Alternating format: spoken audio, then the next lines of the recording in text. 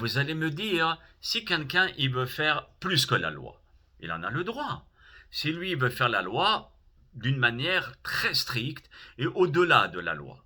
Alors nous allons essayer d'approfondir ce sujet, à savoir si nous avons le droit de faire la loi pour soi-même, plus que la loi, et aussi la transmettre.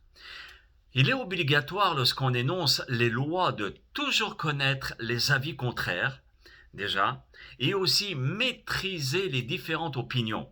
Lorsqu'on va étudier la halakha, on étudie la halakha ashkenaz, séfarade, la Kabbalah, et d'être quelqu'un qui maîtrise les opinions des poskim, des décisionnaires, et surtout le pourquoi de leur divergence. Ça va dépendre beaucoup de la méthode d'étudier le Talmud. Les Juifs d'Europe centrale qui ont étudié le Talmud d'une certaine manière, par le pilpoul, vont tomber sur une conclusion différente que les Sfaradim, qui ont une autre manière d'étudier la Gemara. Pour l'instant, on n'en a que deux. Il y en a d'autres encore, Baruch Hashem. Mais déjà deux, c'est pas mal. Et c'est ça qui fait les divergences d'idées. Donc, automatiquement, lorsqu'une personne est sfarad ou ashkanaz, va choisir ses maîtres de façon à avoir un équilibre dans la halakha. Et j'attire depuis votre attention, mes chers amis, sur des angles de plusieurs personnes qui malheureusement interdisent d'une manière radicale à tout le monde. Et aussi, ils interdisent ce qui est permis. Alors, est-ce que j'ai le droit de le faire? Ça veut dire d'interdire, même si la loi me le permet, parce que j'aime Dieu, et je veux absolument mettre la barre plus haut.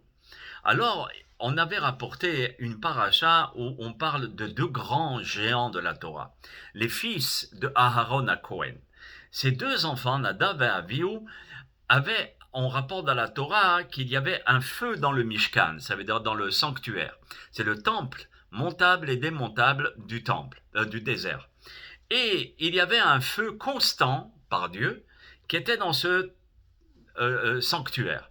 Nadav et Avihu, par un excès d'amour et par un zèle, ont apporté un feu étranger.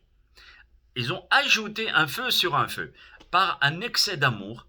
Et la Torah nous raconte que malheureusement, les deux fils de Aaron, qui étaient des grands tzadikim, sont morts sur le coup. Beaucoup de commentaires nous rapportent pourquoi la Torah nous rapporte ce phénomène, cette histoire.